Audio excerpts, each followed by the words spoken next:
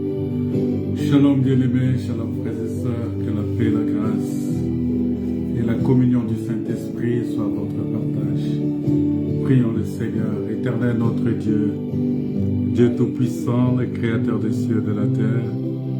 Nous te rendons des actions de grâce, nous te bénissons pour ton amour, ta bonté et ta fidélité. Seigneur, conduis-nous encore en ce moment. Laisse que ce moment soit contrôlé par le Saint-Esprit. Manifeste ta puissance et ta gloire parce que tu es Dieu. Au nom de Jésus, notre Seigneur et notre Sauveur, nous pouvons dire gloire et louange à toi, Seigneur Jésus. Amen. Chantons gloire à l'agneau, nous recevons des Christ, c'est qui l'avait promis le sang d'esprit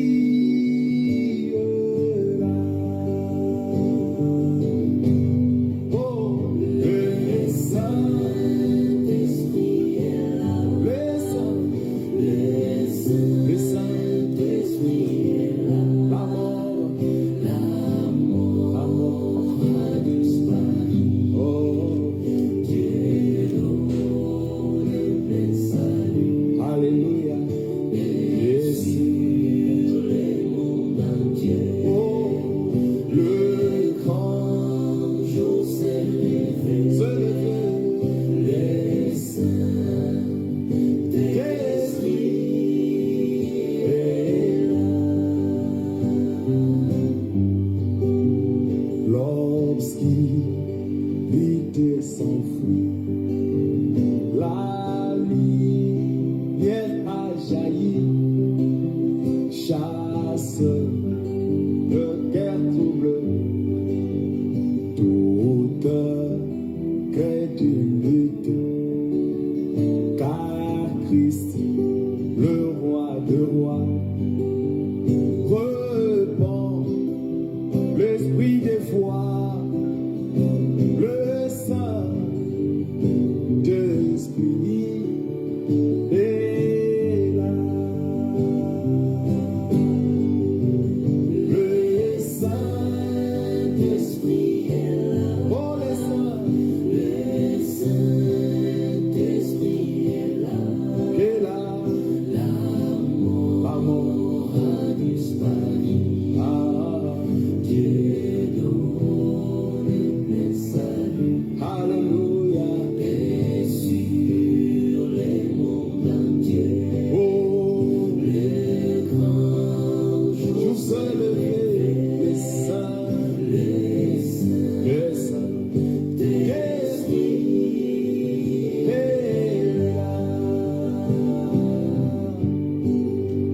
Le grand consolateur vient remplir tous les cœurs, l'esprit de vérité nous met en liberté.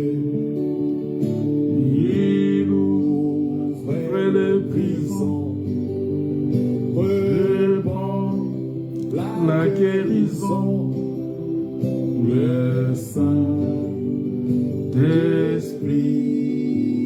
est là. Oh, le Saint-Esprit est là. Le Saint-Esprit est là. L'amour a disparu. Dieu donne le salut. Alléluia. Et sur le monde entier, oh, le grand jour s'est levé. Le Saint-Esprit est là. Alléluia. Que tous les rachetés chantent leur liberté. Christ tout accompli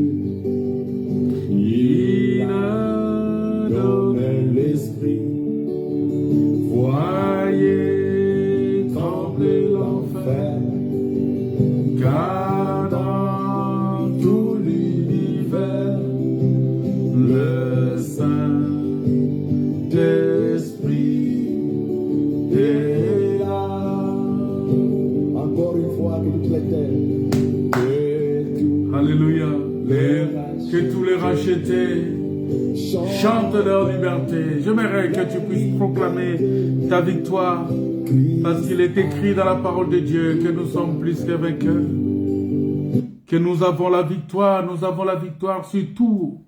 Et je voudrais vraiment que tu puisses glorifier le Seigneur pour cette victoire.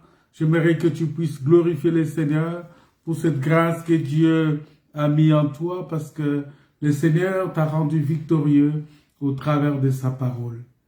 Bien-aimés dans le Seigneur, nous bénissons le Seigneur pour ce moment qu'il nous a accordé, pour ce temps qu'il nous a donné. C'est un moment agréable, c'est un moment très béni, c'est un moment de joie, c'est un moment de grâce que Dieu nous a donné.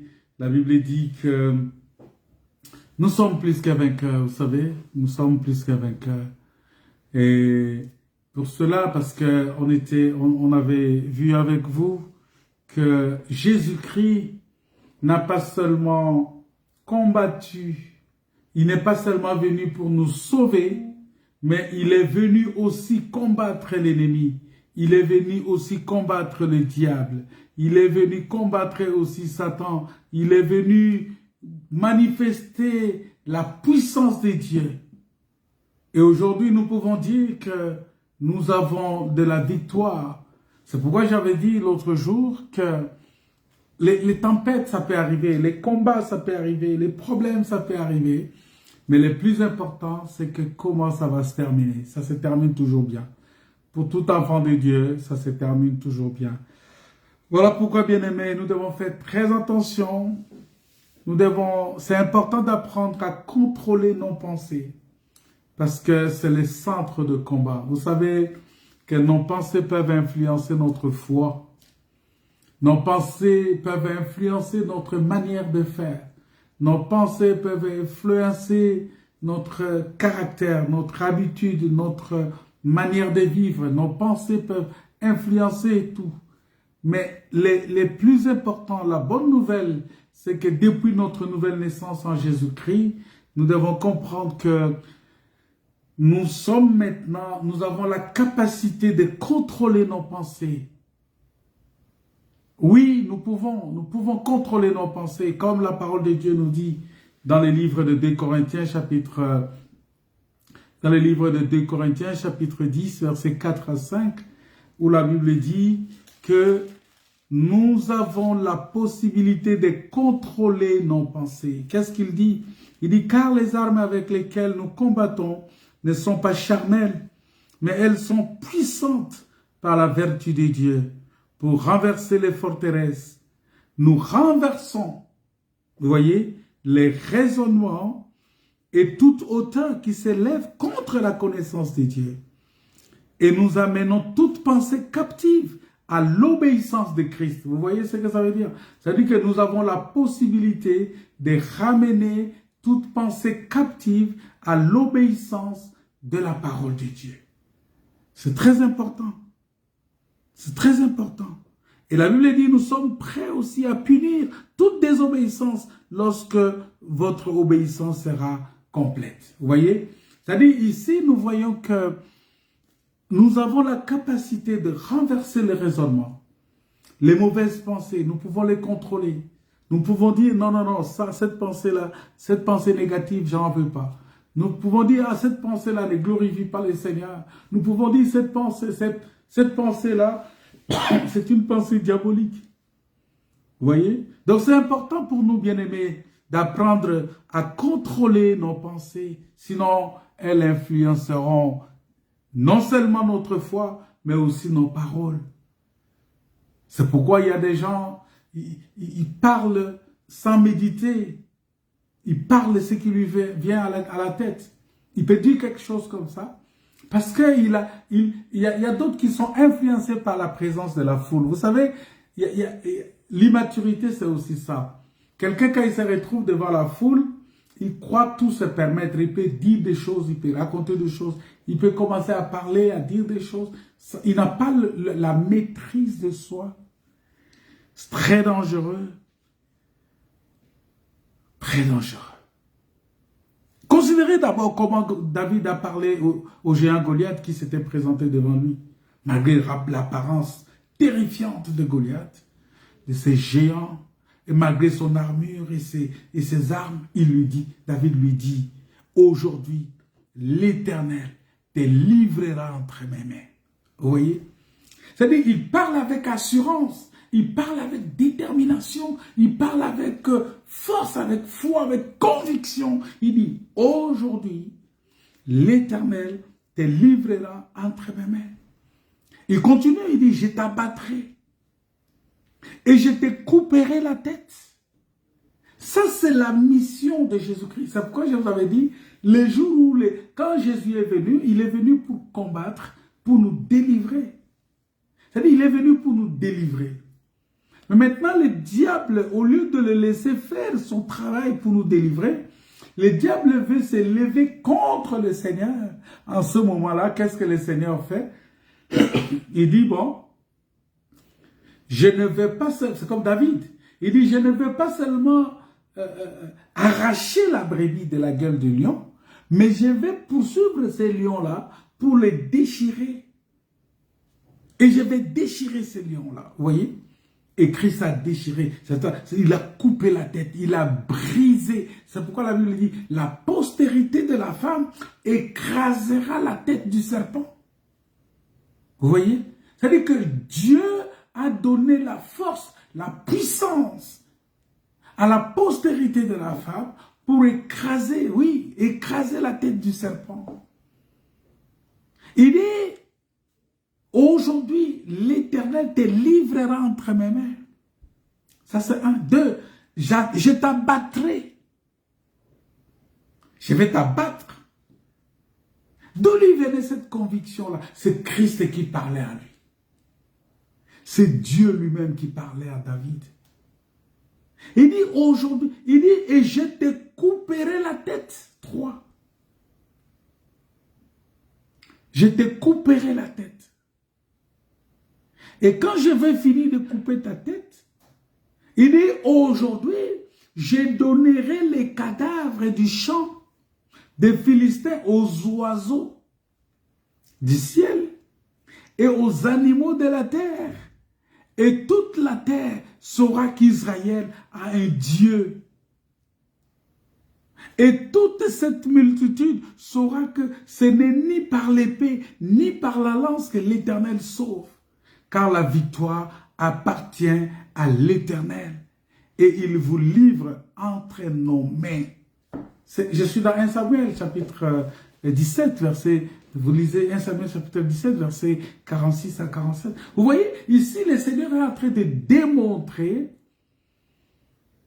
déjà sa victoire. C'est-à-dire, la victoire de Jésus-Christ sur la croix a été déjà prophétisée par David. Au-delà de ce qu'il a dit devant Saül, parce qu'il a présenté la situation devant Saül. Il a dit, Saül, ne t'en fais pas.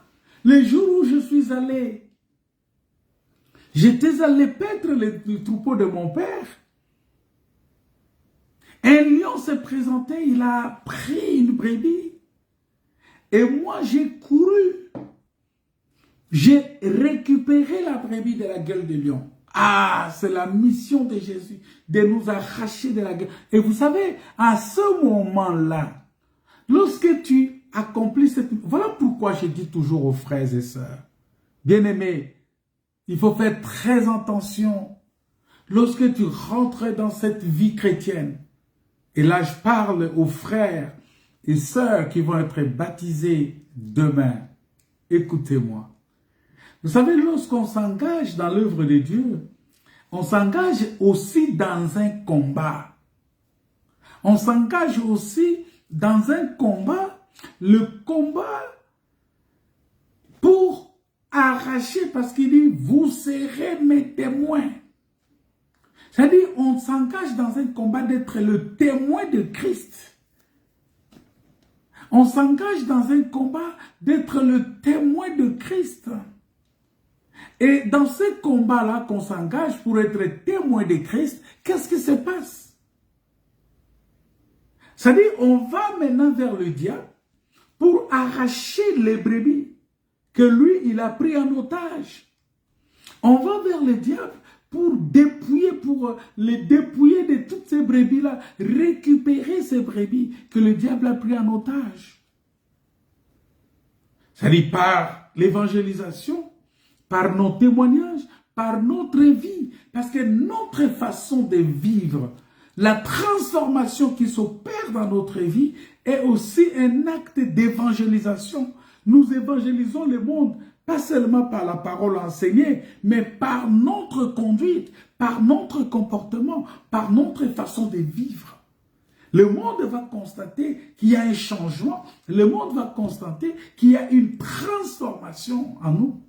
Et ils vont dire, mais qu'est-ce qui s'est passé? Pourquoi cette transformation? Alors ils vont chercher maintenant à découvrir notre Dieu. Vous voyez? Et donc David, en tant que, c'est-à-dire que lorsqu'on s'engage, comme je disais, lorsqu'on s'engage pour suivre Jésus, pour suivre la parole, on s'engage aussi dans ce combat-là. On va aussi pour libérer les autres parce que nous devons être un rayonnement pour notre environnement. Et en ce moment-là, le diable va orienter son combat vers nous. Pourquoi? Parce qu'il voit que nous sommes venus lui arracher son beefsteak. Il va orienter son combat vers nous. Nous allons devenir la cible maintenant du diable. Voilà pourquoi, dans ce combat-là, il faut continuer. C'est-à-dire, pour réussir ce combat, il y a 4 choses à faire. Actes chapitre 2, verset 42. Il faut persévérer dans l'enseignement, parce que plus tu persévères dans l'enseignement, tu agrandis ta connaissance. Il faut persévérer dans la prière. Il faut persévérer dans la communion fraternelle, parce que la Bible dit, 2 valent mieux que 1. Au lieu de rester isolé dans ton coin, mais non, il faut venir dans la communion fraternelle. Il faut participer au culte. Il faut participer à des rencontres. Il faut participer à des moments où nous nous retrouvons pour écouter la parole de Dieu, pour prier, pour partager. Des moments d'études bibliques. Tout ça, il faut être présent. Ça, c'est le seul moyen pour permettre aussi que tu gagnes au niveau de ta pensée. Parce que je parlais de ça ici. C'est-à-dire, ça va te permettre, plus tu écoutes la parole de Dieu, plus ça va t'aider aussi à contrôler tes pensées. La parole de Dieu va gagner de la place dans ton cœur, mais aussi dans tes pensées. Quelqu'un qui lit beaucoup la Bible, quelqu'un qui écoute beaucoup les enseignements, quelqu'un qui écoute beaucoup les cantiques spirituels, toutes ces choses-là, les cantiques spirituels, la parole de Dieu qu'il lit, les enseignements, occupent de la place dans tes pensées. Et en ce moment-là, tes pensées deviennent des pensées positives. Pourquoi? Parce que c'est lié à la parole de Dieu. Et tu vas voir que tu vas avoir les pensées, les sentiments de Christ. Tu n'auras pas les pensées de concocter des péchés dans ta tête, dans ta vie. Toutes mauvaises pensées qui vont vouloir venir traverser ta tête, tu vas les éloigner automatiquement par la parole de Dieu, par l'enseignement que tu reçois, aussi par les cantiques spirituels que tu écoutes, parce que la foi vient de ce qu'on entend, vous voyez? Parce que la pensée de l'homme reste le centre de tous les combats. Beaucoup de péchés que nous commettons commencent par la pensée. C'est pas pour rien Jésus a dit, il faut faire attention avec votre pensée. Il faut faire attention avec la pensée qui monte de votre cœur. Parce qu'il dit, celui qui regarde une femme, et qu'il a une femme d'autrui, et qu'il la convoite dans son cœur, a déjà commis l'adultère avec cette femme-là. Vous voyez? Ça veut dire que Jésus voit déjà que la convoitise, la convoitise se développe à partir d'abord de la pensée de l'homme. C'est le centre de combat. L'envie commence, c'est-à-dire les pensées négatives font naître l'envie, la jalousie, la rancœur et peut produire l'esprit de querelle. Et ça peut détruire même ta capacité d'avoir de l'amour pour ton prochain. Tout cela parce que, au niveau de ta pensée, tu as une mauvaise pensée sur la personne. Vous voyez, il y a des gens qui sont comme ça. Ils voient quelqu'un. Peut-être la personne a des problèmes que toi tu ne connais pas. Mais il va dire, mais pourquoi il me regarde comme ça? Vous voyez? C'est-à-dire le fait seulement que tu commences à dire, pourquoi il me regarde comme ça? Ah, pourquoi il ne m'a pas salué? Ah, pourquoi il a fait ça? Pourquoi il m'a vu, il a détourné ses yeux? C'est qu'il a un problème avec vous. Vous voyez, vous plongez déjà dans le raisonnement qui vous amène à penser quelque chose qui n'est pas correct. Vous voyez? Et donc, déjà, David était préparé parce que pour lui, il disait oui, avec la victoire que j'ai eue là-bas, face aux bêtes, aux animaux sauvages, aux animaux féroces, parce que les animaux féroces parlent déjà du diable, c'est de la même manière Christ va avoir de la victoire sur le diable. Bien-aimés, nous avons de la victoire. Nous sommes les enfants de la victoire. Nous sommes plus que vainqueurs. Par celui qui nous a aimés. Qui nous a aimés, c'est Dieu. Vous voyez? Donc c'est pourquoi nous devons arriver d'abord à la compréhension de la parole de Dieu. Nous devons d'abord comprendre ce que Christ a fait pour nous. Je dis bien qu'il n'est pas venu simplement pour nous sauver, pour nous délivrer, mais ce qu'il a fait pour nous, c'est qu'il a écrasé aussi la tête du serpent. Est-ce que tu comprends ça? Ce qu'il a fait pour nous, c'est qu'il a détruit, il a dépouillé les dominations. La Bible dit ça. La Bible dit dans Colossiens chapitre 2 verset 15 que ce qu'il a fait pour nous, c'est qu'il a dépouillé les dominations, il a dépouillé les autorités et il les a livrées publiquement en spectacle en triomphant d'elles par la croix. Vous voyez? C'est-à-dire qu'il est passé par la croix pour triompher de toutes ces choses. Et donc, la première des choses, c'est ça. C'est-à-dire qu'il faut que tu arrives d'abord à comprendre ce que Dieu, la compréhension de ce que Dieu, que Christ a fait pour toi. Et maintenant que nous savons qu'il a donné sa vie afin de nous libérer de la puissance et de l'autorité de l'ennemi que l'ennemi avait sur nous, nous croyons maintenant qu'il nous donne aussi cette autorité-là, il nous donne aussi ce pouvoir-là. Voilà pourquoi il dit, je vous donne le pouvoir, je vous donne l'autorité. Nous avons cette autorité-là. C'est-à-dire, ça ne sert même pas quand on prie, quand tu pries, tu dis, Seigneur, je m'en vais prendre l'autorité. Non, tu as déjà cette autorité-là. Tu ne vas pas prendre cette autorité. Tu as déjà cette autorité. Utilise seulement cette autorité. Dis seulement, Seigneur, au nom de Jésus, allez, le diable, je t'ordonne de quitter ce corps. Parce que tu as déjà cette autorité. Pour un enfant de Dieu qui est converti, qui connaît le Seigneur, il a déjà cette autorité-là. Est-ce que tu sais ça? J'aimerais que tu dises, j'ai l'autorité. Dieu m'a donné cette autorité. Dieu m'a donné ce pouvoir-là. Tu ne vas pas aller dire, Seigneur, je prends le pouvoir, je prends l'autorité. Non, tu l'as déjà. Il faut que tu saches, c'est ça la compréhension. Parce que, vous savez, les saluts et la guérison se trouvent dans la compréhension. La délivrance, c'est aussi dans la compréhension. La Bible dit, vous connaîtrez la vérité et la vérité vous affranchira. C'est-à-dire que si tu connais la vérité, c'est ce que Jean chapitre 8, verset 32 nous dit, vous connaîtrez la vérité et la vérité vous affranchira. C'est-à-dire la compréhension de la vérité, la connaissance, le salut et la délivrance se trouvent dedans. Donc, quelqu'un qui ne comprend, la Bible dit, mon peuple périt par manque de connaissance. En d'autres termes, par manque de la compréhension. C'est pourquoi Jésus, vous savez, il y a une écriture dans la Bible qui dit, Jésus à chaque fois il disait, écoutez-moi et comprenez. C'est-à-dire, tu ne peux pas seulement écouter et dire, ah non, moi j'écoute la parole, ah non, nous on a suivi, moi j'ai écouté les enseignements. Oui, mais est-ce que tu as compris ces enseignements-là?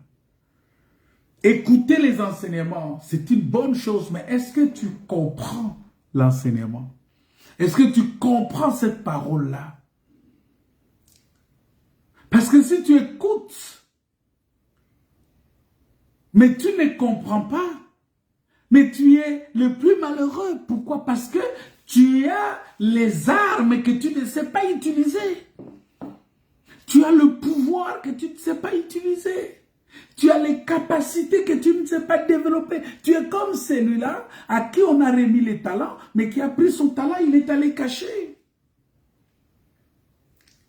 Voilà pourquoi quand tu écoutes, il faut comprendre. Parce que le plus important, c'est la compréhension. Comprendre. Est-ce que tu comprends? Est-ce que tu comprends que Christ est mort pour toi? Est-ce que tu comprends même que Christ t'aime? Est-ce que tu comprends? Est-ce que tu comprends? Parce que quelqu'un qui comprend, c'est quelqu'un qui pratique aussi la parole. C'est pourquoi il faut comprendre. Beaucoup de gens souffrent par la non-compréhension de la parole de Dieu. Par la non-compréhension, c'est-à-dire qu'il a écouté, il attend, il a des bons pasteurs qui lui enseignent des choses, mais il ne comprend pas. Il ne comprend pas. Et quand tu ne comprends pas, ça devient difficile, mon frère. Tu ne peux pas aller loin si tu ne comprends pas. Voilà pourquoi ma prière est que tu comprennes, que le Seigneur t'ouvre l'intelligence, afin que tu comprennes ces choses, que tu voies briller la splendeur de l'évangile de gloire de Christ. Je vous avais déjà expliqué c'est quoi l'évangile de gloire. Je vous avais déjà expliqué c'est quoi l'évangile éternel. Parce que j'ai dit l'évangile éternel, c'est un évangile qui n'a pas commencé. C'est l'évangile qui a existé depuis l'éternité et qui va jusqu'à l'éternité. C'est-à-dire c'est un évangile éternel. C'est la bonne nouvelle du royaume. C'est-à-dire l'évangile éternel, c'est Dieu lui-même. Mais lorsque Dieu, il prend un corps, il vient pour rechercher, il vient pour la justice. Vous voyez, il devient l'évangile de justice, l'évangile de paix. Après l'évangile de paix, il va dans l'évangile de gloire. L'évangile qui est glorifié, c'est-à-dire l'évangile de gloire, c'est l'évangile de la résurrection. C'est l'évangile qui donne la foi. L'évangile qui donne la compréhension. Bien-aimé, j'aimerais qu'on s'arrête un peu là. Est-ce que tu comprends? Vous voyez, cette même question-là, le frère Philippe a posé à l'eunuque éthiopien. Il lui a posé cette question, le frère Philippe. Il lui a posé une question, il dit, mais est-ce que comprends-tu ce que tu lis? Dans Actes des Apôtres, chapitre 8, verset 30, la Bible dit, Philippe a couru et entendit l'Éthiopien qui lisait le prophète Isaïe. Vous voyez? C'est-à-dire cet homme-là lisait, mais en même temps cet homme-là, il revenait de Jérusalem, il revenait d'adorer. C'est-à-dire c'est quelqu'un qui est allé à l'église, en d'autres termes, si on peut dire ça comme ça. Il est allé à l'église, il a prié, et sur son chemin de retour, il dit non, je vais lire la Bible. Il prend la Bible, il se met, il commence à lire les Écritures. Et Philippe s'approche de lui et lui pose la question. Verset 30, là, il dit, comprends-tu ce que tu lis? Vous voyez? Lire, c'est une bonne chose. Écouter, c'est une bonne chose. Mais la compréhension, c'est une autre chose. C'est la compréhension qui détermine tout. Et maintenant, l'unique éthiopien, il était très humble, ce monsieur. Un haut gradé de l'Éthiopie. J'ai lu ça dans la Bible éthiopienne que mon garçon m'a offerte. Il a acheté une Bible éthiopienne. Bon, on exploite en deux avec lui parce qu'il aime beaucoup. C'est une grosse Bible comme ça, avec beaucoup de livres. C'est plus de 200 livres, alors que la Bible a 66 livres. Mais là, il y a plus de 200 livres. C'est énorme. Il y a beaucoup de choses dedans. Des épîtres, des choses. Alors j'ai lu dedans, j'ai regardé, j'ai comparé avec ce que Actes des Apôtres dit par rapport à l'eunuque éthiopien. Et là-bas, ils ont détaillé comment cet eunuque éthiopien-là, qu'est-ce qu'il a fait, qu'est-ce qu'il avait apporté. Il était dans la logique de la reine de Saba. C'est-à-dire c'était un monsieur très honorable, qui aimait la parole de Dieu. Regardez, il quitte l'Éthiopie pour venir adorer à Jérusalem. C'est-à-dire c'est quelqu'un qui aimait le Seigneur. Mais simplement, il lui manquait la compréhension. C'est pour dire que tu peux faire 5 ans, 10 ans. Tu vas souvent à l'église, mais tu ne comprends rien. Il y a beaucoup de gens comme ça qui ne comprennent rien.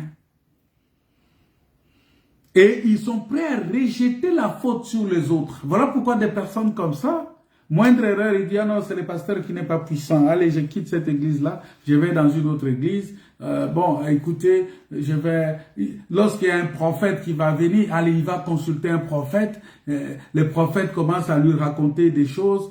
Il dit, bon, donne l'argent, je vais... Quand vous voyez un prophète te demander l'argent, il te dit, donne-moi l'argent, je vais prier pour toi. C'est un faux. C'est déjà un faux. Vous voyez, c'est déjà un faux. Il faut, même si ce qu'il vous dit est vrai, mais en vous demandant seulement l'argent, il dit donne une offrande pour ça, il faut déjà les classer pour un faux. Il faut les déclasser automatiquement. C'est un faux.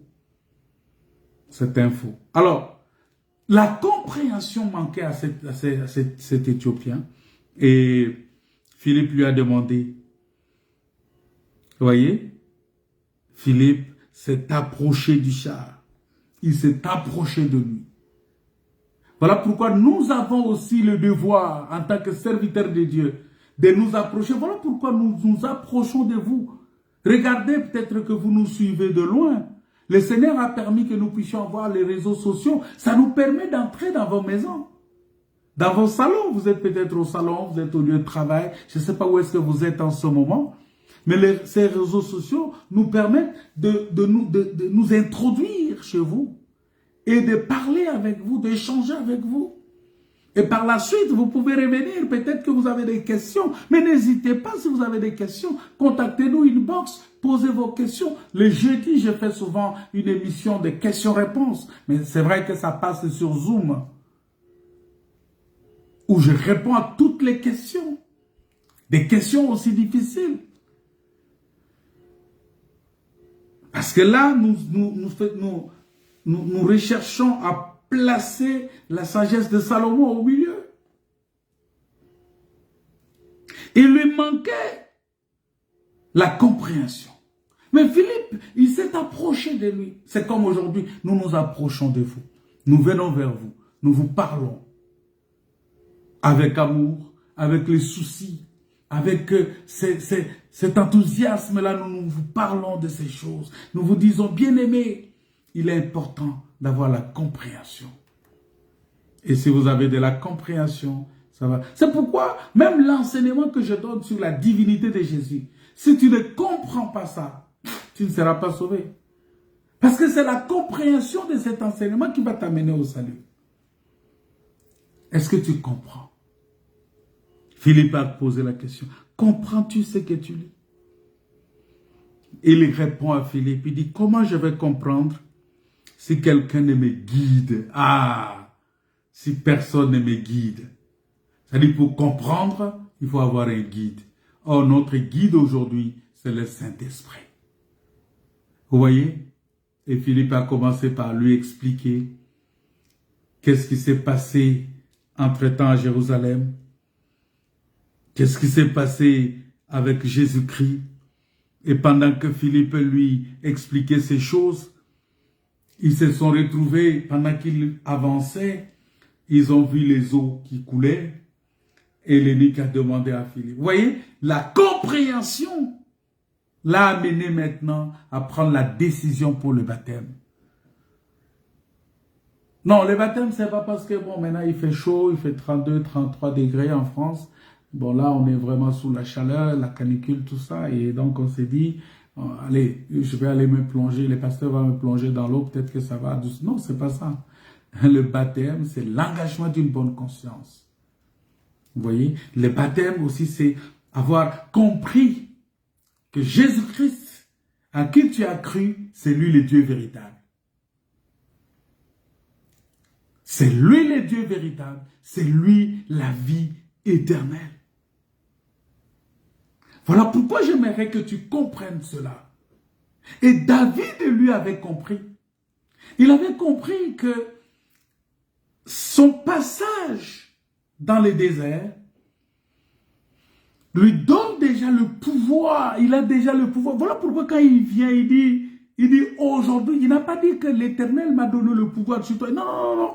Il dit aujourd'hui, l'Éternel te livrera entre mes mains. Vous voyez, il parle, il s'adresse au géant Goliath. Il s'adresse à lui avec assurance.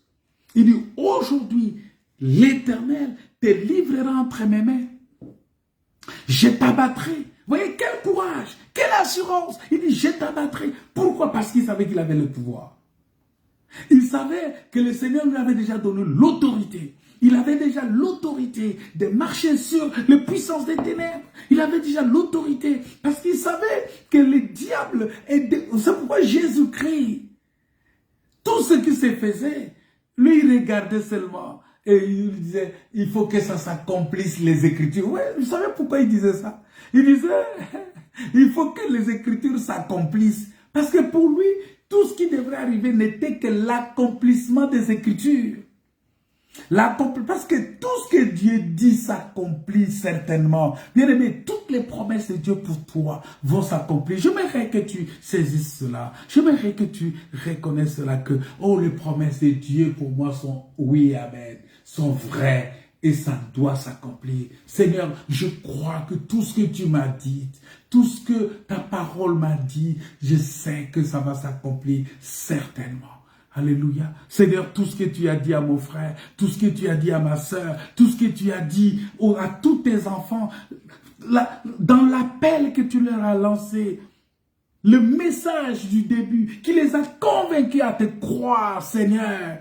Tu avais placé une promesse de la gloire, une promesse du trône, une promesse de la couronne, une promesse d'élévation, une promesse de grande bénédiction de Dieu. Cette promesse-là, ça doit s'accomplir certainement. Parce que toute parole qui sort de ta bouche, Seigneur, ne peut pas retourner sans avoir produit un effet. Et ça, c'est une vérité.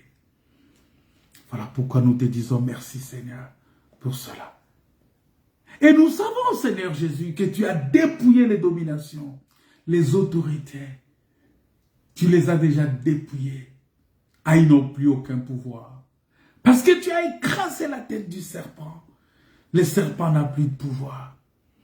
Ah oui, il n'a plus de pouvoir. Les diables et ses anges déçus. Et tous les démons n'ont plus aucune domination, aucune autorité sur nous. Jamais. Jamais.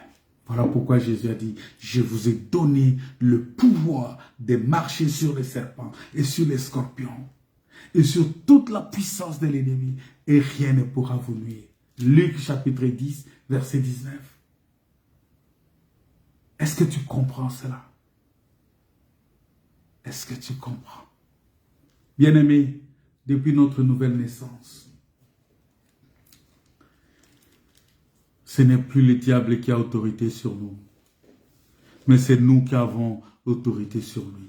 Nous possédons cette autorité-là que Jésus nous a donnée. Nous l'avons, on n'a pas besoin d'aller prendre, oh je prends autorité. Non, cette prière-là, il faut laisser ça aux gens des débutants. Oh Seigneur, je prends autorité. Seigneur, je prends le pouvoir. Non, tu as déjà cette autorité-là. Exerce seulement. Ordonne seulement. Ordonne seulement. 10, verset 19. Luc chapitre 10, verset 19. Vous voyez. On possède déjà. Ce n'est pas en mon nom, à notre nom même, nous, que nous exerçons l'autorité sur les dominations, les autorités, les esprits méchants, dans les lieux célestes, non. Mais c'est par le nom de Jésus. Il a dit lui-même, dans Matthieu chapitre 28, verset 18, il a dit ça clairement. Il a dit quelque chose là clairement. Il dit ceci, Matthieu 28, verset 18. Il dit que Jésus s'étant approché leur par là. Ainsi, tout pouvoir m'a été donné dans les ciels et sur la terre. Tout pouvoir. Et il nous a délégué son autorité. C'est comme une procuration. Jésus nous a donné, il dit, allez. C'est-à-dire que quand il nous envoie, il nous a donné, il nous a fait une procuration. C'est-à-dire, j'ai la procuration d'agir. C'est pourquoi, si tu n'as pas le mandat, oui, tu n'as pas le mandat, mais si tu as le mandat, c'est-à-dire tu agis au nom et pour le compte de Jésus-Christ.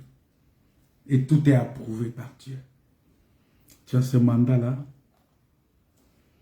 Tu as cette procuration. Est-ce que Dieu t'a donné la procuration? Si tu as la compréhension, c'est que tu as la procuration. Voilà pourquoi nous devons marcher en nouveauté de vie. Parce que nous avons été affranchis par Jésus-Christ.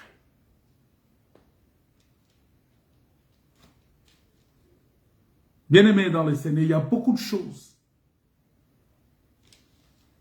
La Bible dit que maintenant que nous avons connu Christ, nous pouvons marcher dans les voies du Seigneur et être plus que vainqueurs. C'est ce qu'il a dit dans Éphésiens chapitre 4, verset 17 à 24, où il dit quelque chose, il dit, vous ne devez plus marcher comme des païens, qui marchent selon la vanité de leurs pensées. Vous voyez, ici, le problème de la pensée revient encore. Nous ne devons pas marcher selon la vanité de nos pensées. Ils ont l'intelligence obscurcie. Celui qui n'a pas la compréhension, il a une intelligence obscurcie. La Bible dit, ils sont étrangers à la vie de Dieu, à cause de l'ignorance qui est en eux. Vous voyez, ici, c'est le problème de la compréhension, parce que celui qui n'a pas la compréhension, c'est un ignorant. Et la Bible dit, mon peuple périt par manque de connaissance, mon peuple périt par l'ignorance. À cause de l'ignorance qui est en eux. Il va plus loin encore, il dit, à cause de l'endurcissement de leur cœur. Parce que quelqu'un qui n'a pas la compréhension, il a le cœur endurci, il a le cœur de pierre, il a le cœur dur, parce que son cœur ne lui permet pas de comprendre. Malgré la parole qu'il entend, malgré la sémence, ça dit que la sémence qu'il reçoit, ça tombe sur la pierre. Et quand ça tombe sur la pierre, il ne peut pas produire de fruits. C'est difficile qu'il y ait germination. Parce que c'est tombé sur la pierre. Il dit, mais vous, ce n'est pas ainsi que vous avez appris Christ. Vous voyez? Nous n'avons pas appris Christ comme ça. Et la manière dont on apprend Christ maintenant, nous n'avons pas appris Christ comme ça. Vous voyez, ce n'est pas comme ça qu'on a appris Christ. Nous, on a appris Christ que nous avons appris, c'est que c'est Dieu dans son trône, sur son trône, qui a accepté de quitter son trône, de descendre ici. Il a pris la forme humaine, il est venu nous sauver. Et il a dépouillé les autorités, les dominations, les puissances des ténèbres. Il a affronté les diables. Il a vaincu le diable pour nous sauver. C'est ce Christ-là que nous connaissons. Il est mort, il est ressuscité, il est vivant. Il dit, ce n'est pas comme ça que vous avez appris Christ. C'est du moins vous l'avez entendu. Et c'est conformément à la vérité qui est en Jésus-Christ. C'est en lui que vous avez été instruits. Vous voyez? À vous dépouiller en égard à votre vie passée du vieil homme qui s'est corrompu par les convoitises trompeuses, à être maintenant renouvelé dans l'esprit de votre intelligence. Vous voyez? C'est ça la compréhension. Parce que quand on passe par le renouvellement de l'intelligence, c'est qu'on atteint un niveau de la compréhension. C'est pourquoi il dit dans Romains chapitre 12, il dit, il dit quelque chose là-bas. Il dit, ne vous conformez pas au siècle présent, mais soyez transformés par le renouvellement de votre intelligence. Vous voyez? C'est-à-dire quand il nous demande d'être transformés par le renouvellement, c'est-à-dire qu'il nous demande de passer de cette étape passive à l'étape active. C'est-à-dire que nous allions vers la compréhension au lieu de rester à l'étape seulement d'écoute. Non, on doit passer à autre. On doit passer de l'autre côté. On doit passer de l'autre bord. Passons à l'autre bord. Passons de l'autre côté. C'est très important. Parce que ici, là où nous étions, c'était comme ça. Maintenant, on doit passer de l'autre côté. Mais pour passer de l'autre côté, il y a la tempête au milieu. Mais ne vous en faites pas. La tempête que vous traversez en ce moment, soyez rassurés que tout va bien se passer. Ça va bien se terminer. Parce que le Seigneur est avec nous. Vous voyez? C'est très important.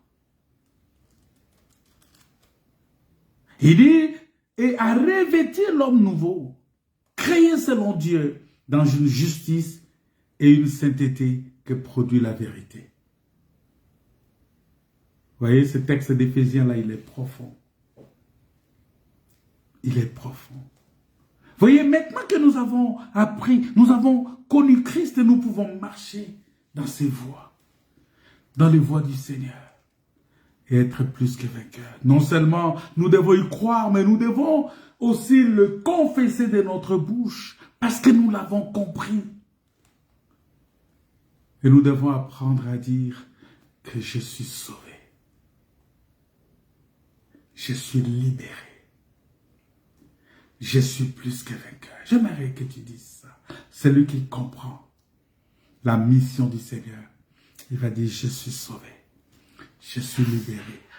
Je suis plus que vainqueur. Nous ne disons pas cela pour nous convaincre. Non. C'est pas pour voilà, faire plaisir à ta conscience. Non, c'est pas pour te convaincre. Mais parce que c'est la vérité. Nous le disons parce que c'est la vérité. Parce que Christ a gagné ces choses pour nous. Christ a vaincu le diable pour nous. Christ a dépouillé le diable pour nous. Christ est mort pour nous.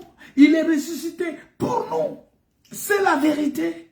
Et à cause de cela, nous proclamons. Je proclame que je suis sauvé. Je proclame que je suis libéré. Je proclame que je suis plus que vainqueur. Je proclame cela.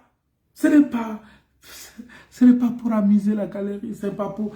Vous voyez, c'est pas un simple slogan où on dit allez, criez, allez. Non, c'est pas ça. Mais c'est une conviction profonde. C'est par la conviction profonde, par la compréhension sincère, la compréhension sérieuse que Christ est mort pour moi.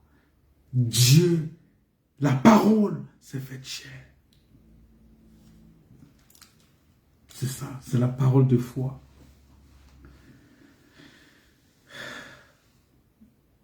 C'est très important. Bien-aimés dans le Seigneur, c'est quelque chose que nous devons comprendre. Alors, le mercredi, on avait lu un texte dans Matthieu chapitre 1, verset 1.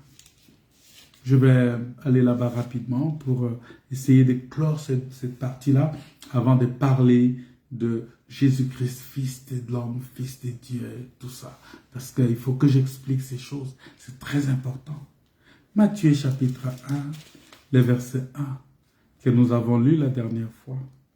La Bible dit, généalogie de Jésus-Christ, fils de David, fils d'Abraham.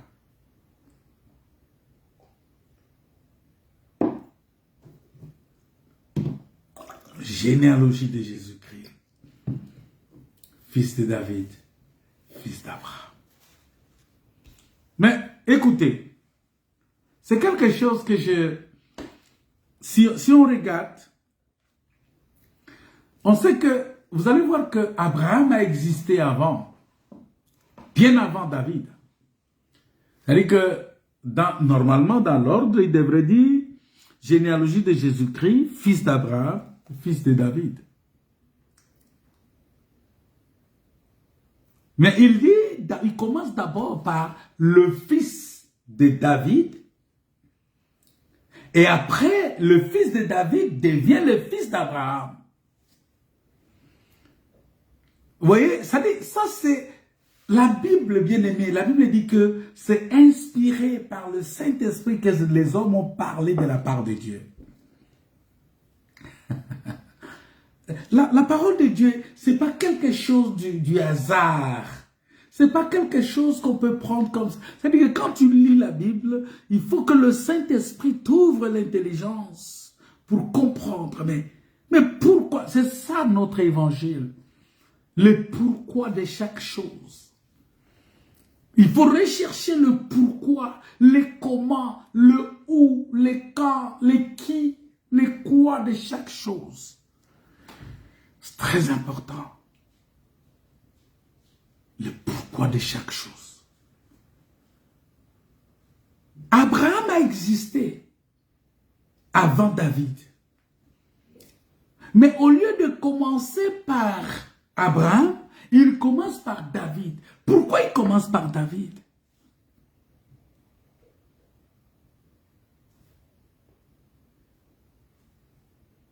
Ça semble une décroissance. Mais lorsqu'il parle, il touche d'abord David. Parce que ici, la question de David, c'est une question liée à la royauté. Or, quand on parle de Christ le roi, c'est-à-dire le roi, c'est celui qui est sur son trône. Vous voyez? Parce que vous allez comprendre que quand on parle de Christ le roi, on parle de celui qui est sur le trône. C'est-à-dire Jésus-Christ, fils de David ici, veut simplement dire que Jésus-Christ qui est sur son trône comme roi. Il est d'abord roi avant de devenir sacrifice. Voilà. Voilà pourquoi il a commencé par David pour descendre vers Abraham. David qui est le roi. Il commence par David. Jésus-Christ, fils de David. Pourquoi? Parce que Jésus-Christ le roi, il n'y a qu'un seul roi. C'est-à-dire c'est Dieu sur son trône. C'est l'Éternel Dieu sur son trône. Et c'est l'Éternel Dieu sur son trône là. Quand on va l'appeler fils d'Abraham, c'est-à-dire il devient l'Éternel sur l'autel. Vous voyez? C'est-à-dire que l'autel des holocaustes est en dehors, c'est-à-dire que c'est en bas. Voilà pourquoi dans les tabernacles, l'autel des holocaustes s'est trouvé dans le parvis. C'est-à-dire le parvis, c'est la partie inférieure. Les lieux très saints, c'est la partie supérieure. C'est-à-dire que lorsque quelqu'un quitte le lieu très saint pour venir au parvis, c'est comme quelqu'un qui quitte Jérusalem pour Jéricho. Vous voyez? quand il quitte Jérusalem pour Jéricho, il devient sacrifice. Mais en quittant Jérusalem, il vient comme roi. Il quitte. Là-bas, il est le roi. Mais quand il arrive à Jéricho, il devient sacrifice. On doit le frapper. Il devient quelqu'un qu'on doit frapper. Il devient quelqu'un qui doit subir des tortures. Il devient quelqu'un qui doit subir.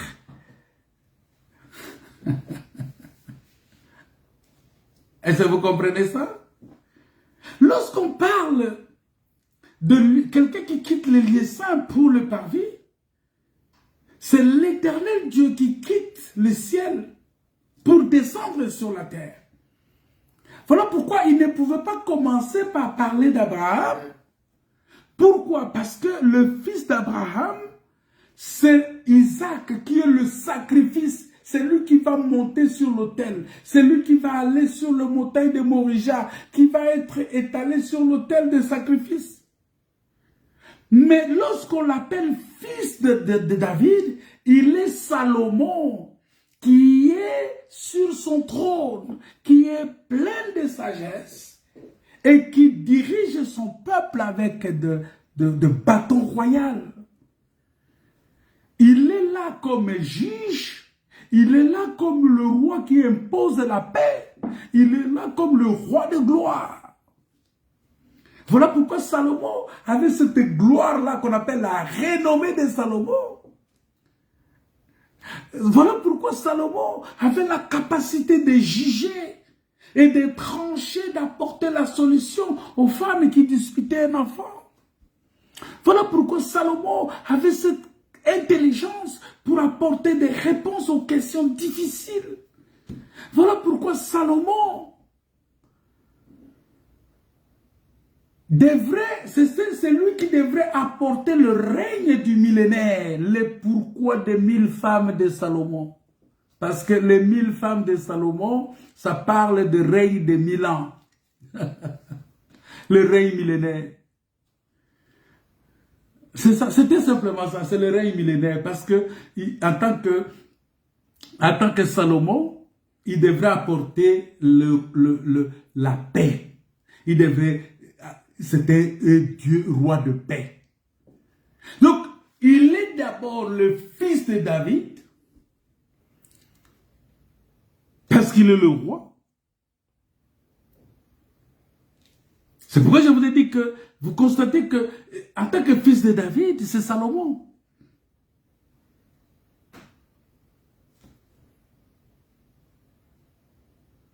C'est Salomon.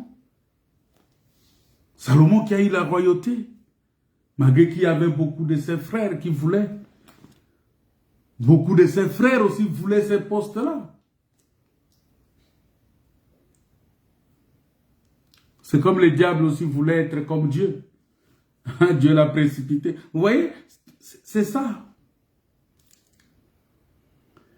Salomon qui a régné dans la paix à cause de la sagesse et de l'intelligence que Dieu lui a accordé. Il est le prince de la paix, Salomon. C'est ça, Ésaïe chapitre 9, verset 5. On l'appellera admirable, conseiller, Dieu puissant, Père éternel, prince de la paix. Vous voyez, cet enfant-là, le fils de David. Donc ça parlait de Jésus-Christ. Quand on dit il est le fils de David, ça dit il est le roi.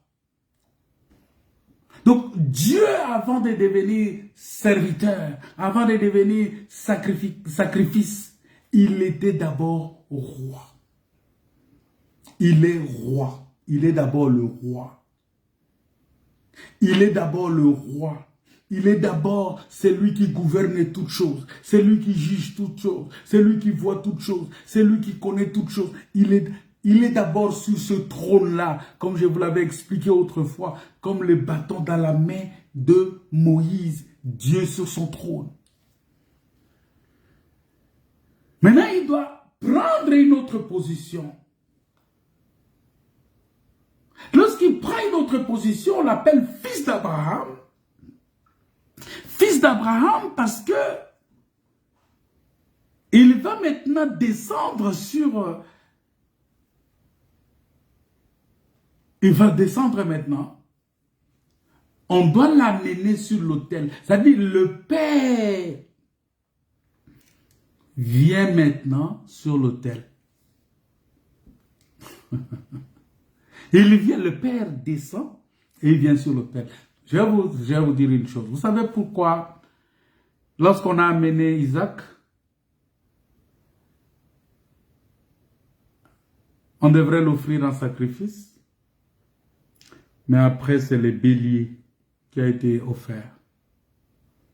Dieu a dit à Abraham, non, ne fais pas du mal à ton fils. Regarde un bélier. Vous savez, le bélier, c'est le Père. Le bélier, c'est le Père. C'est le Père qui va monter maintenant sur l'autel. C'est-à-dire, c'est Dieu sur l'autel. C'est ça le fils d'Abraham. Le fils de David, Dieu sur son trône. Le fils d'Abraham, Dieu sur son autel, sur l'autel de l'Holocauste. Et pour cela, pour être sur l'autel, il doit sortir. Il doit être dehors. Le parvis était dehors. Le parvis était en dehors du tabernacle. Parce que le tabernacle, proprement dit, selon Hébreux chapitre 9, ça comporte deux parties. Les lieux saints et les lieux très saints. Et le parvis était à l'entrée. Donc lui, il sort à l'entrée. Il vient, il monte sur l'autel des holocaustes. Il devient sacrifice pour le pardon des péchés. Et par là, il va dépouiller les diables, il va dépouiller les dominations, il va pardonner nos péchés, il va nous donner la procuration, il va nous donner le pouvoir, son pouvoir, il nous donne ça. Il dit, bon, je ne vous laisserai pas orphelin, je ne vous laisserai pas le main vide, je ne vous laisserai pas sans autorité, je ne vous laisserai pas sans pouvoir, je vous donne ce pouvoir-là. Ma sœur, est-ce que tu sais que tu as le pouvoir? Ma sœur Adeline, est-ce que tu sais que tu as le pouvoir? Ma sœur Élise, est-ce que tu sais que tu as le pouvoir?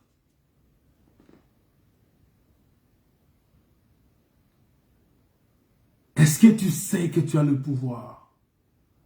Ma sœur Rebecca, est-ce que tu sais que tu as le pouvoir? Ma sœur Laure, est-ce que tu sais que tu as le pouvoir? Est-ce que tu sais, est-ce que vous savez que vous avez le pouvoir? Maman Julie, est-ce que tu sais que tu as le pouvoir? Mon frère, toi qui me suis là, est-ce que tu sais que tu as le pouvoir? Mais pourquoi tu n'exerces pas ce pouvoir-là?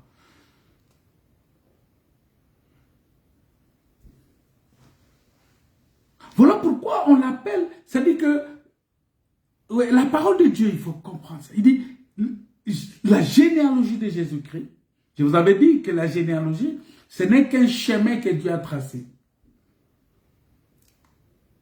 par lequel lui va passer. Il a tracé ce chemin-là parce qu'il voulait que comme fils de David, il a placé Joseph là-bas, parce que Joseph était de la tribu de Juda. Comme fils d'Abraham, c'est-à-dire Lévi, il a placé, parce que fils d'Abraham, c'est lié au sacrifice. Quand on parle de sacrifice, on voit les sacrificateurs. Et quand on parle de sacrificateurs, on voit la tribu de Lévi. Et vous allez voir que Marie est issue de la tribu de Lévi. Vous voyez? C'est comme ça. C'est-à-dire que fils de David, c'est Dieu sur son trône, roi. Fils d'Abraham, c'est Dieu sur l'autel. Voilà pourquoi il a tracé le chemin. Il n'y a rien du hasard dans la parole de Dieu. C'est-à-dire que quand il a amené Joseph à fiancer Marie, les deux ne sont pas les parents de Jésus. Ils sont seulement le chemin que Dieu a tracé. Parce que Dieu voulait passer. Mais il lui faut tracer un chemin. Il a ramené Joseph, qui n'est pas le père. Il a ramené Marie, qui n'est pas aussi la mère. Parce que cet enfant-là n'a pas bénéficié du sang de Marie. Il a un sang, parce que le sang qu'il a versé pour nous racheter, ça ne comporte pas le sang de Marie.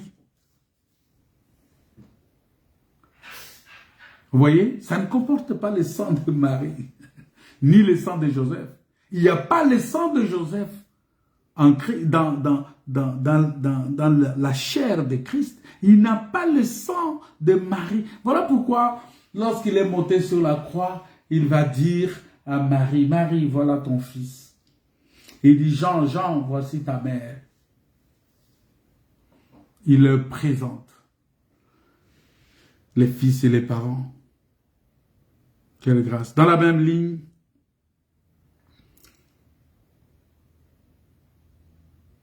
nous comprenons que Dieu qui est sur son trône, pour sauver, il doit descendre sur l'autel.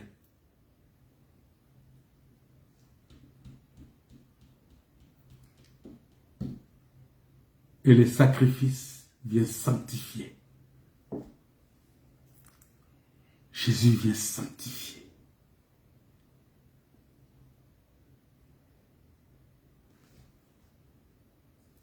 Dieu roi, Dieu sacrifice.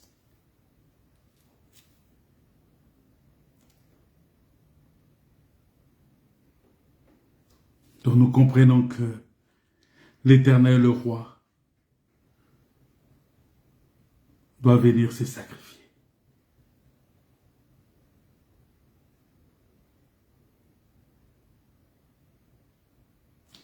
Est-ce que tu comprends ces choses? Parce que si tu comprends cela, ça va te donner le pouvoir. Tu vas comprendre que tu as le pouvoir. Voilà pourquoi, bien-aimé dans le Seigneur, lorsqu'on appelle Jésus-Christ fils d'Abraham, fils de David, il faut comprendre cela de cette manière-là.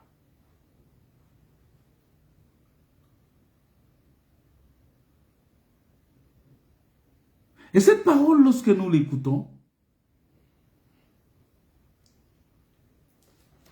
nous voyons que le Seigneur est en train de nous ouvrir l'intelligence. Il n'y a pas deux dieux, il n'y en a pas deux. Il y a un seul Dieu qui est assis sur son trône, mais pour sauver, il devient sacrifice. Il vient, il prend. Mais pour devenir sacrifice, il doit prendre un corps. Voilà pourquoi il dit, tu n'as voulu ni sacrifice ni holocauste, mais tu m'as formé un corps.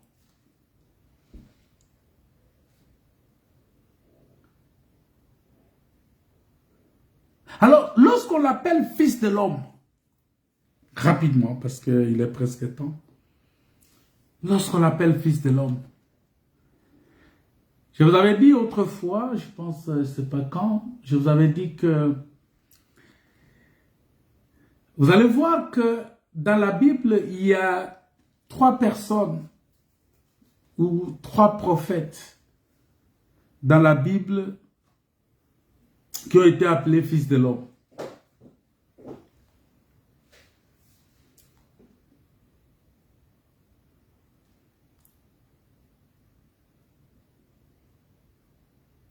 Fils de l'homme. Il y a Ézéchiel, il y a Daniel,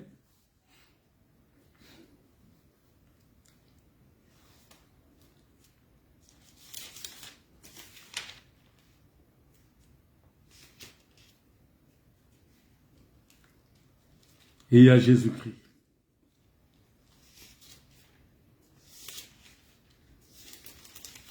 Qui sont appelés fils de l'homme. Ézéchiel a été appelé fils de l'homme.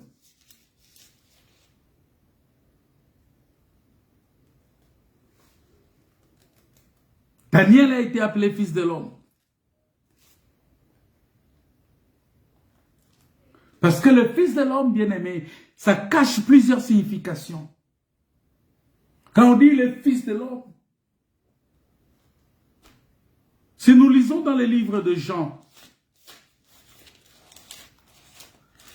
Jean chapitre 5, versets 26 à 27, la Bible dit ceci. Car comme le Père a la vie en lui-même, ainsi il a donné au Fils d'avoir la vie en lui-même. Et il lui a donné le pouvoir de juger parce qu'il est le Fils de l'homme.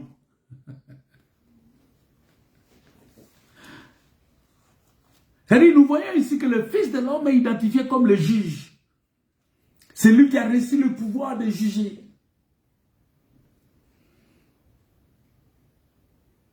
Fils de l'homme. En d'autres termes, un magistrat, quelqu'un qui a le pouvoir de juger. Voilà pourquoi la Bible dit les magistrats aussi sont des serviteurs de Dieu.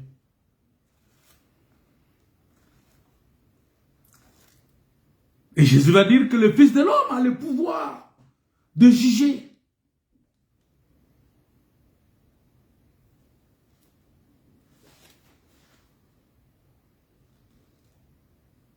Il vient juger quoi?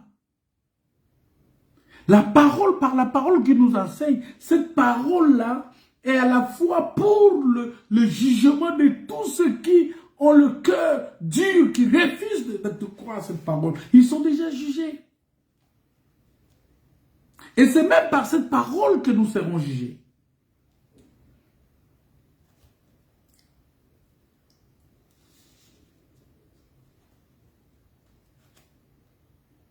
Donc nous voyons que le Fils de l'homme, c'est un juge. C'est celui que le Seigneur, il est là pour juger. C'est pourquoi on l'appelle Fils de l'homme. Le Fils de l'homme aussi est expliqué dans la parole de Dieu comme étant le Christ loin.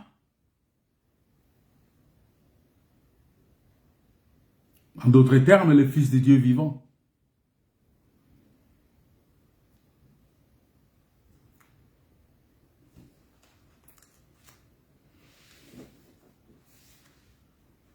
Le Fils de l'homme aussi, c'est comme le Fils de Dieu vivant, c'est que Matthieu chapitre 16, verset 13 nous dit. Quand vous lisez, il dit, qui es-tu? Quand il a posé la question, qui dites-vous que je suis? Il a dit, ils lui ont dit, tu es le Christ, le Fils de Dieu vivant. Mais d'abord, il est expliqué ici comme étant le Fils de l'homme. Mais le pouvoir de juger, le pouvoir, parce que quand on parle du jugement du Seigneur, le jugement du Seigneur, c'est pour tous ceux qui résistent à la parole de Dieu. Et la Bible dit que personne ne tiendra devant le jugement de Dieu. Voilà pourquoi si vous avez l'occasion maintenant d'écouter cette parole, et si vous comprenez cette parole maintenant, bien-aimés, vous avez le pouvoir. C'est pourquoi la Bible dit, ne savez-vous pas que nous jugerons même les anges? Nous jugerons le monde. C'est-à-dire, nous avons le pouvoir que nous avons. Dieu a donné seulement à ceux qui ont cru en son nom. Il a donné ce pouvoir-là. Il dit, voici les signes qui accompagneront ceux qui auront cru en mon nom. Il dit, ce pouvoir-là, il a donné seulement à tous ceux qui croient en son nom. Est-ce que tu as cru en son nom? Sache que tu as le pouvoir. Mais pour arriver à manifester ce pouvoir-là, il faut la compréhension. Est-ce que tu comprends? Si tu comprends, c'est une bonne chose. Si tu comprends, c'est très bien. Et ça va nous amener maintenant à prier. Si tu comprends, ça va nous aider à prier. J'aimerais que tu pries maintenant pour recommander ton sort entre les mains du Seigneur. Recommande ton sort entre les mains du Seigneur. Regarde ce Dieu grand qui est roi de rois, mais qui est devenu serviteur, qui est devenu sacrifice pour toi, qui a donné sa vie pour toi,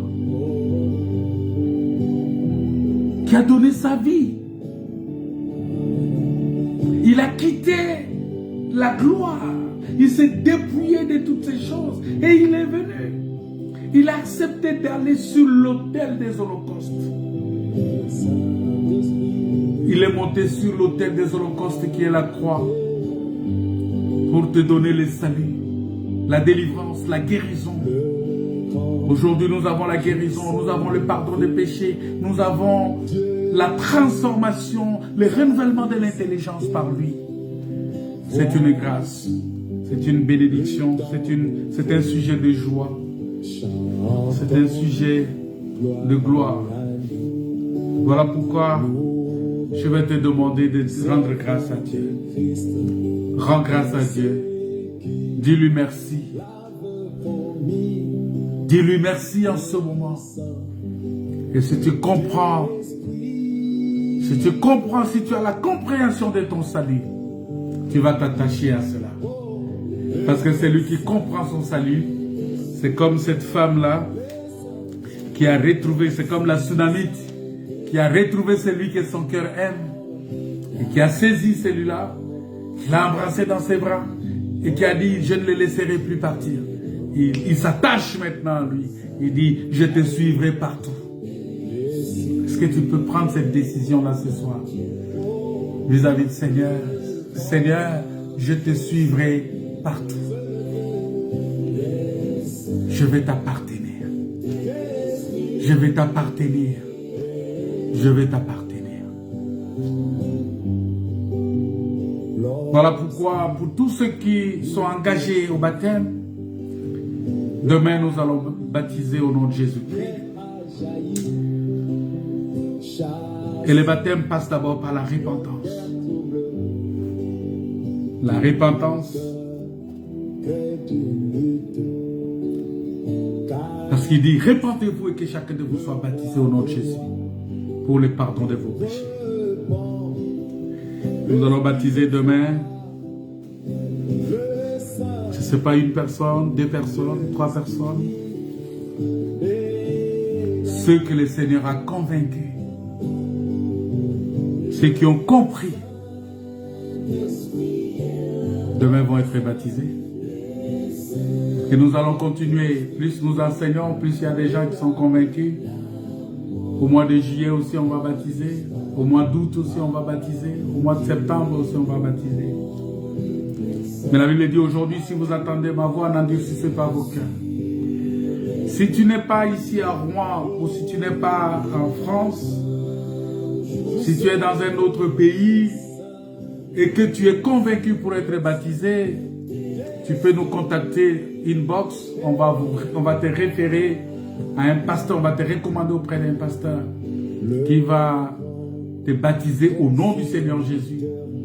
Il y a des pasteurs qui confessent cette même parole comme nous, peut-être là où vous êtes. On peut vous orienter vers eux pour que vous puissiez aller écouter ces mêmes enseignements là-bas. Que Dieu vous bénisse. Que Dieu vous comble de sa grâce. Au nom de Jésus. N'oubliez pas que dimanche, nous allons nous retrouver à 14h30 pour écouter la parole de Dieu. J'exhorte aussi mes frères et sœurs qui sont ici en France, qui sont avec moi ici. Il faut boire beaucoup d'eau parce qu'il fait très chaud. Que Dieu vous garde, que Dieu garde ses enfants, que Dieu protège ses enfants. N'oubliez pas, si cette parole a été bénéfique pour vous, partagez cela, partagez à vos frères et sœurs pour la gloire de Dieu. Au nom de Jésus. Amen. Soyez bénis. Amen. Alléluia.